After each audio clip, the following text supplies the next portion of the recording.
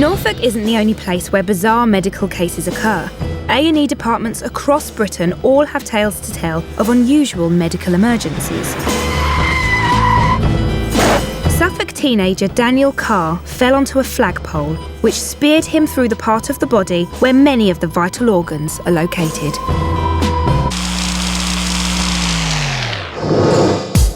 Daniel is a boy besotted by bikes.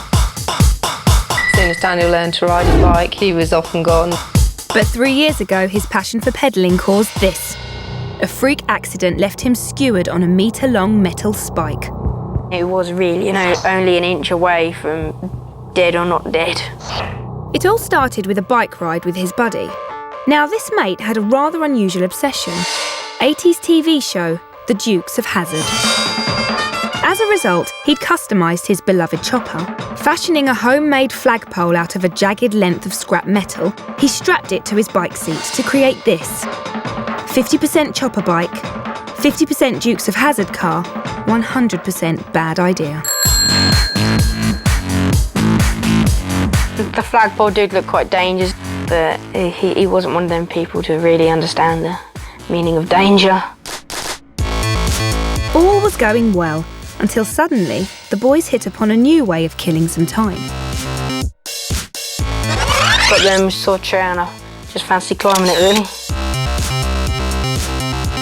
Seconds later, Dan was using his mate's chopper as a stepladder, but when he tried to climb down, disaster struck. And then I just lost my foot and slipped. Straight onto the flagpole beneath. Pulled my shirt up and there's this spike through me.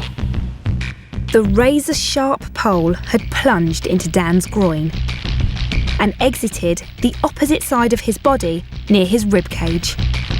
Now a metre of steel had him pinned to the seat of his mate's chopper. Minutes later, emergency services arrived to be confronted with one of the most bizarre injuries they'd ever seen. I went round to the back of this young boy and lifted up his T-shirt. To my amazement, there was a good 1.5 to 2 inches of metal flag sticking out the side of his chest. Paramedics knew only too well that an injury like this could prove fatal. The abdominal cavity houses the liver, intestines and other vital organs, not to mention a dense network of arteries. At this stage, there was no telling what damage had been done. First thing I told him obviously to do was to stay still and not to move. The priority now was to get Dan into the back of the ambulance, which meant somehow separating him from the bike. The question was, how?